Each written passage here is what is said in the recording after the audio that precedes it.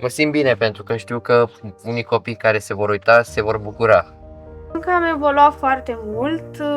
Înainte mă grăbeam foarte mult și făceam lucrările foarte repede, dar nu mă simțeam mulțumită.